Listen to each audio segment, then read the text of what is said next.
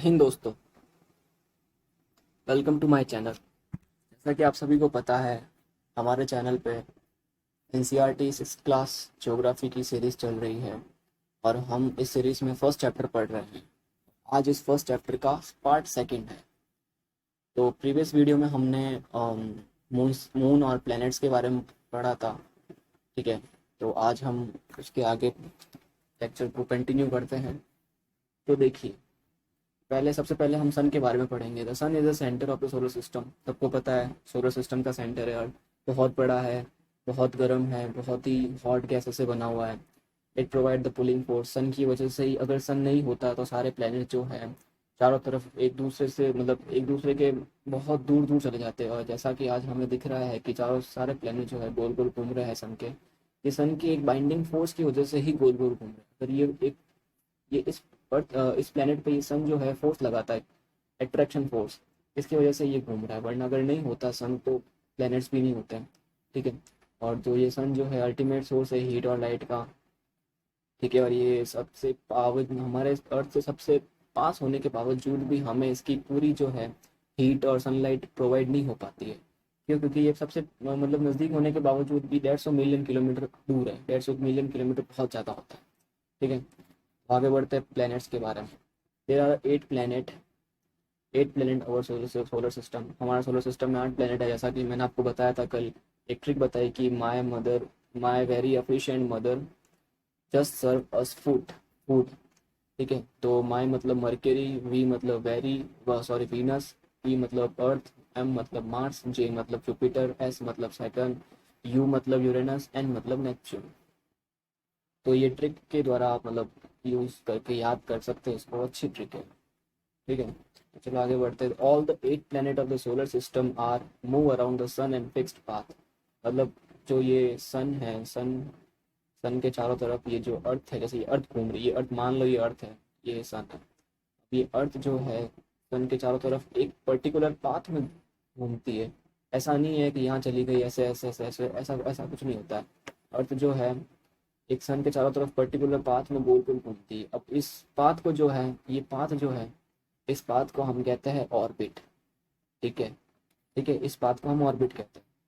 ठीक है, तो क्या है, these path are elongated, these are called orbit. Mercury is the nearest of the sun. It take only 88 days to complete one round along its orbit. Venus is considered as a earth twin because its size and shape are very much similar to that of the earth. ठीक है, तो यहाँ क्या बताया गया है कि mercury सबसे पास है। मैंने बताया एम माई मतलब मरकरी, तो मरकरी सबसे पास पास होगा सन के। ये सन है, ये एम है, ये मरकरी, और ये सन हो गया, तो सबसे पास है। और क्या बताया है, तो Venus is considered as a earth twin. ठीक है, अब मान लेना एग्जाम में क्वेश्चन आता है कि which planet is considered as a earth twin. ठीक है, सिमिलर टू द अर्थ, और अर्थ ट्विन किसे कहते हैं? तो याद रखना है हमें कि मरकरी को है, मरकरी को हम कहते हैं अर्थ ट्विन। क्यों? क्योंकि ये शेप और साइज में बिल्कुल हमारी अर्थ के जैसे ही सिमिलर है। Till recently Pluto was also considered as a planet. However, in meeting of the International Astronomical Units, a decision was taken. Pluto-like celestial body uh, not recently added as a draft planet. तो basically क्या कह रहा है ये कि हम 2006 से पहले जो है हमारे 9 प्लेनेट होते थे। ठीक है, और इसमें एक 8+1। ठीक है, तो एक था प्लूटो, ये एक तो था ये प्लूटो था। बट 2006 में क्या हुआ कि एक इंटरनेशनल एस्ट्रोनॉमिकल यूनियन जो है, ये एक बड़ी ऑर्गेनाइजेशन है जो इंटरनेशनल लेवल पे मतलब क्या कहते हैं, प्लैनेट्स को ऑब्जर्व करती है। तो इस यूनियन ने ऑब्जर्व किया कि ये प्लूटो प्लूटो जो है, जो सबसे लास्ट में आता है प्लूटो, सारे प्लैनेट्स के लास्ट में आता है प्लूटो। इस प्लूटो को ड्राफ्ट प्लैनेट जो है, ड्राफ्ट प्लैनेट कंसिडर कर दिया। क्यों? क्योंकि ये जो प्लूटो है, एक प्लैनेट का मतलब क्या होता है, मैं आपको एक बात बताना चाहता हूँ। प्लैनेट का बेसिकली सेंस क्या होता है? ठीक है, प्लैनेट का बेसिकली मतलब ये होता है कि एक ऐसा ऑब्जेक्ट जो अपने पर्टिकुलर एक पाथ में ही घूमे, किसी दूसरे प्लैनेट को इंटरसेक्ट ना करे और अपना पाथ जो है कभी चेंज ना करे। ठीक है, बट ये जो प्लूटो था, ये जो है दूसरे प्लैनेट्स के पाथ को, ये यहाँ घूमता घूमता ये यहाँ चला जाता, कभी कभी ये कभी यहाँ चला जाता। मतलब ये अपने पाथ को फॉलो नहीं करता था। तो साइंटिस्ट ने देखा कि भाई ये तो पाथ को फॉलो कर नहीं रहा है, तो इसको क्राफ्ट प्लेनेट की जो है कैटेगरी में डाल दिया। ठीक है, ये हुआ था 2006 के अंदर। ठीक है, तो आप सभी इसको याद रखिएगा, ये इंपॉर्टेंट है चीज़, पूछता है एग्जाम में। यहाँ पे एक डू यू नो में कुछ दिया हुआ है कि क्या दे रखा है, द सोल, जो सन है, जो सोल है, एक रोमन रोमन माइथोलॉजी है, मतलब एक रोमन जो रोम के लोग होते हैं ना, यूरोप के लोग, ये उनका सोल जो है भगवान है। ठीक है, sol god, solar means the related to the sun. ठीक है, this family of the sun is called as the solar system.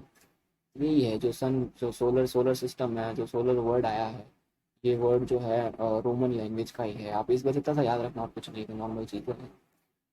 और ये लैंग्वेज के बारे में बताया गया, ये भी कोई इतना इंपॉर्टेंट नहीं है। और ये देखिए, human and always human have always been facilitated raising at the night.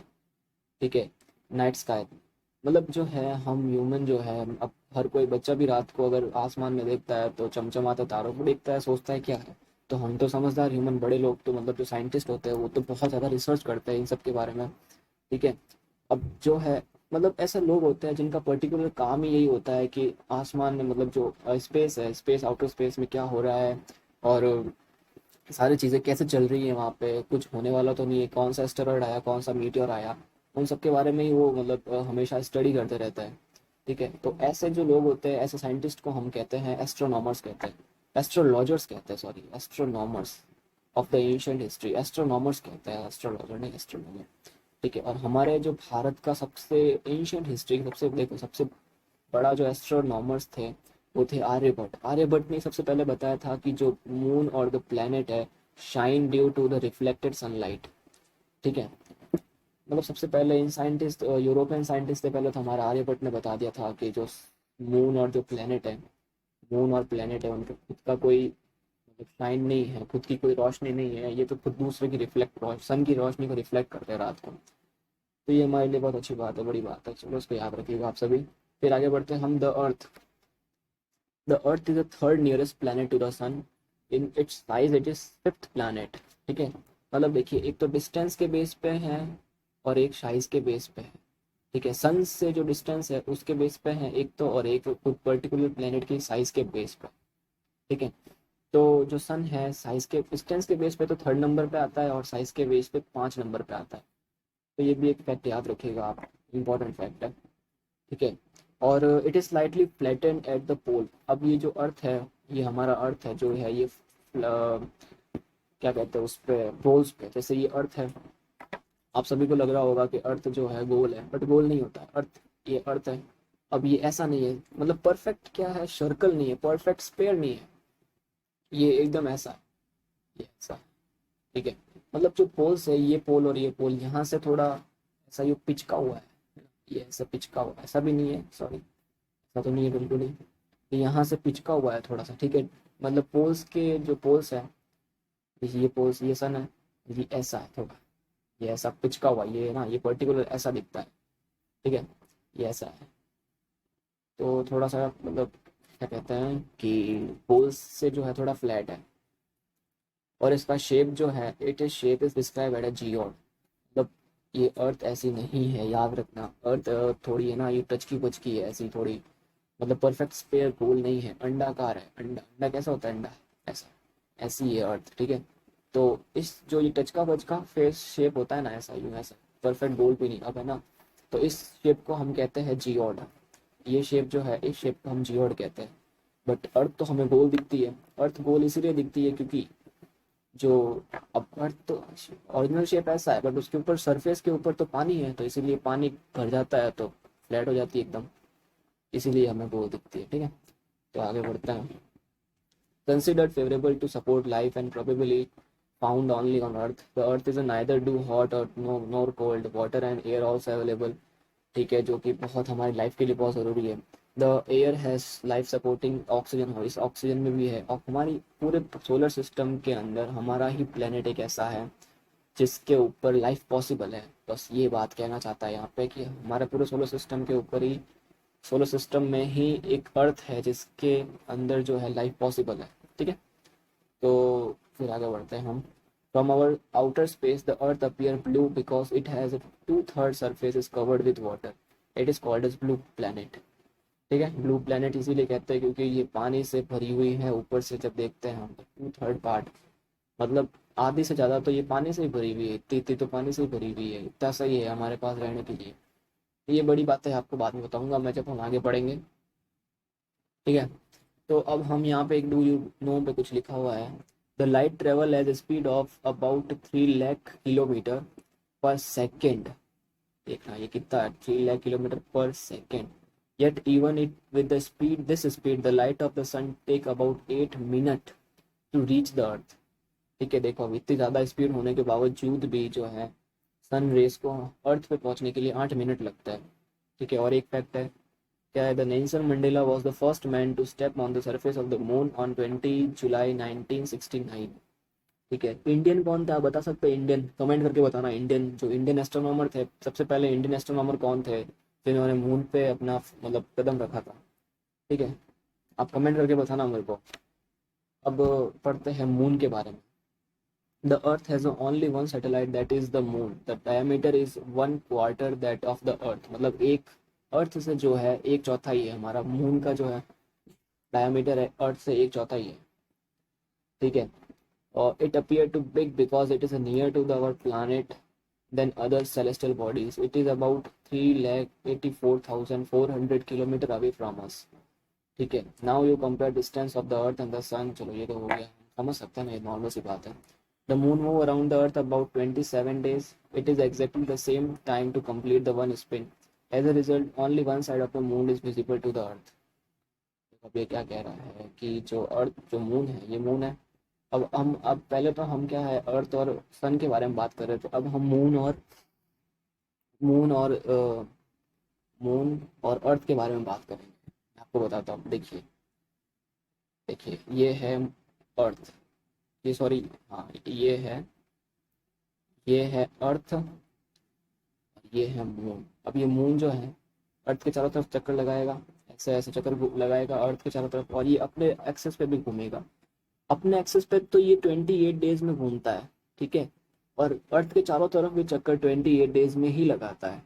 तो इस वजह से क्या होता है कि अगर मान लो ये फेस है हमें इस, मैं मान लो मैं यहाँ खड़ा हूँ, ठीक है, और मेरे को ये फेस दिख रहा है मून का। जब ये मून वापस घूम के पूरा एक चक्कर लगा के 28 दिन बाद वापस यहाँ आएगा और मैं यहाँ खड़ा रहूंगा ना, तब भी मेरे को यही फेस दिखेगा मून का। मेरे को कभी ये फेस दिख ही नहीं सकता। क्यों? क्योंकि ये जो मून है रिवॉल्यूशन भी 28 दिन में करता है और रोटेशन भी 28 दिन में करता है। इसीलिए मेरे को मतलब मैं अगर यहाँ पे खड़ा रहता हूँ अर्थ पे, तो मुझे यही फेस दिखेगा मून का, दूसरा कोई फेस दिख ही नहीं पाएगा। ठीक है, इसीलिए आपने है ना फोटोज में देखा होगा मून की, मतलब अगर आप इंटरनेट पे देखते हैं तो मून की फोटोज हमें ऐसे ही दिखती है, यहाँ पे दाग वाग ऐसे कुछ ऐसी फोटो दिखती है, कुछ ज़्यादा क्लियर फोटो आती नहीं है। फिर वो सैटेलाइट से मतलब कैप्चर की गई फोटो होती है, वो थोड़ी क्लियर होती है। तो ठीक है, आप समझ गए ये सारी चीज़ें। चलते हैं हमारे वापस लेक्चर पे। ठीक है, तो फिर क्या है, द मून मूव अराउंड, ये तो मैंने बता दिया आपको, 27 डेज के मतलब 27 डेज में रिवॉल्यूशन और रोटेशन दोनों कंप्लीट करता है। ठीक है, फिर यहाँ the moon does not have condition favourable for the life. It has a mountain plan and depression on it. It surface that caste shadow on the moon surface. ये तो हो गया, फिर आपने बता दिया मैंने आपको। ठीक है, तो फिर अब हम्म, ठीक है, अब आगे पढ़ते हैं। Satellite is a celestial body. अब सैटेलाइट के बारे में पढ़े, जैसे मून जो है हमारे अर्थ का एक सैटेलाइट पार्ट है। और मैंने आपको बताया था प्रीवियस वीडियो में कि बहुत सारे प्लैनेट्स हैं जिनके बहुत सारे सैटेलाइट है। किसी किसी प्लैनेट के 77 सैटेलाइट थे, 77 मून्स है। मान लो आप सैटर्न के ऊपर खड़े हो, ठीक है, और आप देख रहे हो आसमान में, आपको 77 मून दिखेंगे। अब बताओ कितना अच्छा होगा। तो ये सारी चीज़ें होती है। ठीक है, तो हम पढ़ते हैं the satellite. The satellite is a celestial body that move around the planet in the same way as a planet move around the sun. जैसे अर्थ जो है सन के चारों तरफ चक्कर लगाता है ऐसे। अब ये सैटेलाइट यहाँ है, ये भी अर्थ के चारों तरफ चक्कर लगाएगी। तो ये सैटेलाइट और अर्थ, जैसे अर्थ सन के चारों तरफ चक्कर लगाता है वैसे ही ये इसके चक्कर लगाएगी चारों तरफ। तो ये दोनों सेम ही होते हैं ऐसे ऐसे, मतलब जो रिवॉल्यूशन के जो होता है रिवॉल्यूशन और रोटेशन, उस फॉर्म में ये दोनों सैटेलाइट और अर्थ जो है सेम ही होता है। ठीक है। अब सैटेलाइट दो तरह के होते हैं, एक तो नेचुरल सैटेलाइट होता है और एक होता है मैन मेड या ह्यूमन मेड। ठीक है, हम कुछ भी कह सकते हैं, मेन मेड या ह्यूमन मेड। तो ह्यूमन मेड मतलब आर्टिफिशियल सैटेलाइट। और इंडियन के सैटेलाइट कौन कौन से, ये नाम आपको याद होने चाहिए। इंडियन सैटेलाइट है स्पेस इनसेट, IRS और ड्यू सेट। ठीक है, चलो ये मून भी हो गया। फिर हम आगे बढ़ते हैं एस्टेरॉइड। एस्टेरॉइड मैंने आपको बताया था, देखो मैं आपको बताया था ये मून है, ये my very efficient mother serves noodle. ठीक है, तो ये सन हो गया। मैंने आपको बताया था अर्थ के बाद यहाँ पे बहुत सारी एक एस्टेरॉइड की बेल्ट है। ठीक है, ये एस्टेरॉइड की बेल्ट है यहाँ पे।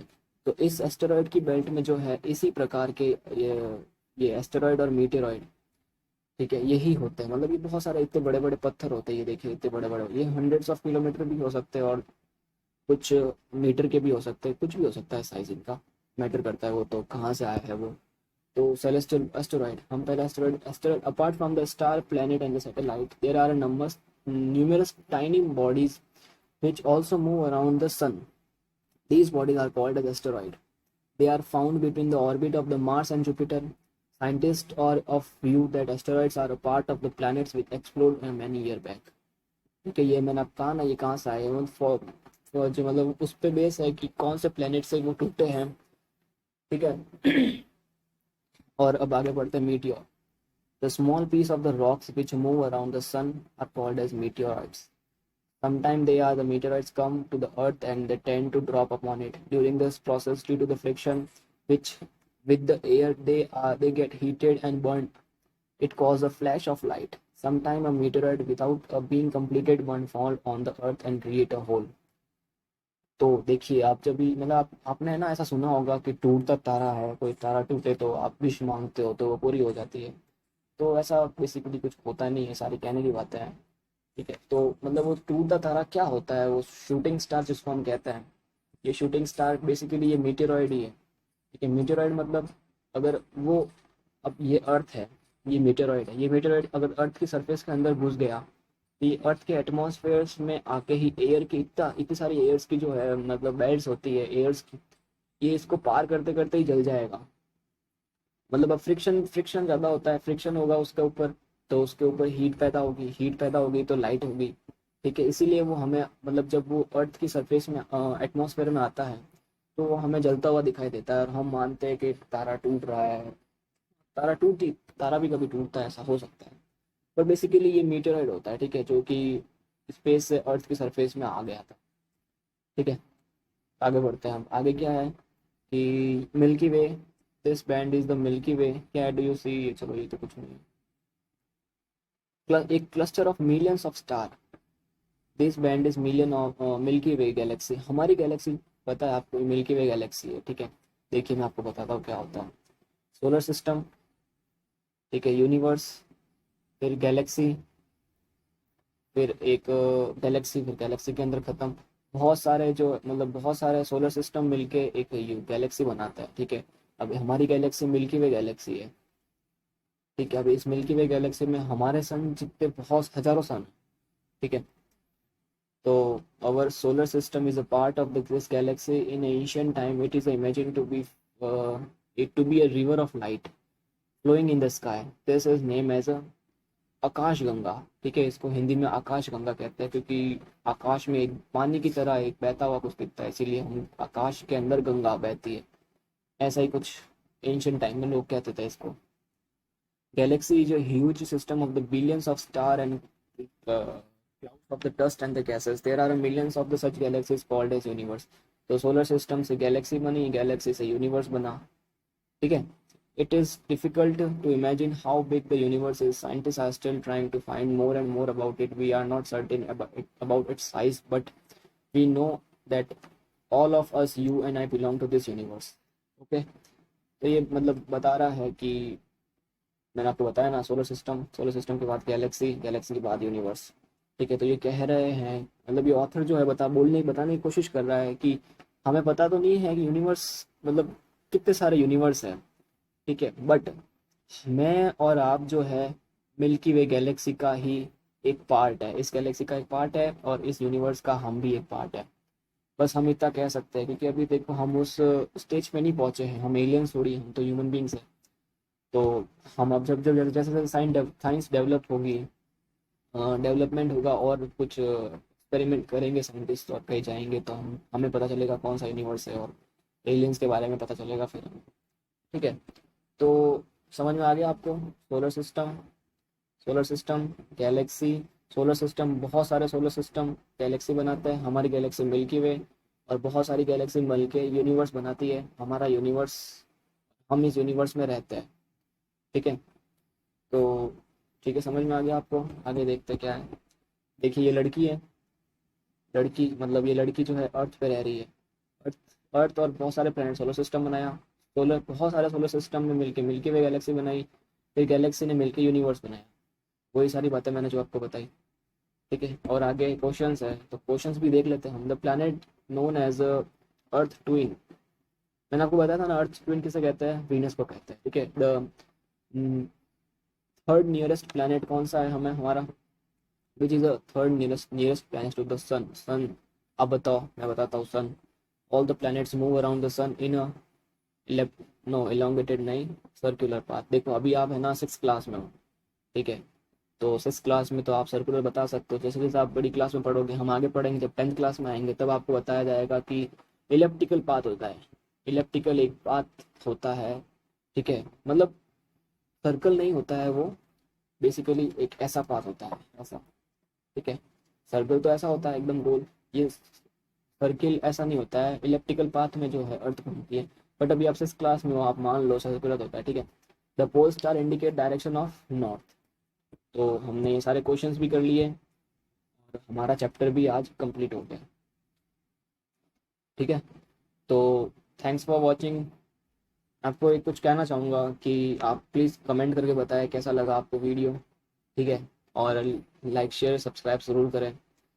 ठीक है, और देखिए अभी हम ज्योग्राफी कर रहे हैं, आगे भी हम हिस्ट्री भी कंप्लीट करेंगे, पॉलिटी भी कंप्लीट करेंगे, साइंस भी कंप्लीट करेंगे, और भी बहुत सारे कुछ करेंगे। बट जब चैनल थोड़ा ग्रो होगा तब हम सब करेंगे। हम अभी तो ज्योग्राफी 6 से 10 तक की ज्योग्राफी को कंप्लीट करेंगे। ठीक है, तो प्लीज़ आप अपने छोटे भाइयों को, जो आपके कुछ मतलब क्या, छोटे भाई को रिकमेंड करें वीडियो, और जो भी कंपटीशन की तैयारी कर रहे हैं उनको भी बताएं कि 6th क्लास की ज्योग्राफी को पढ़ाया जा रहा है हमारे चैनल पर। थोड़ा शेयर सब्सक्राइब जरूर करें। तब तक के लिए आप अपना ध्यान रखिएगा, नेक्स्ट वीडियो में मिलते हैं हम। तब तक के लिए जय हिंद।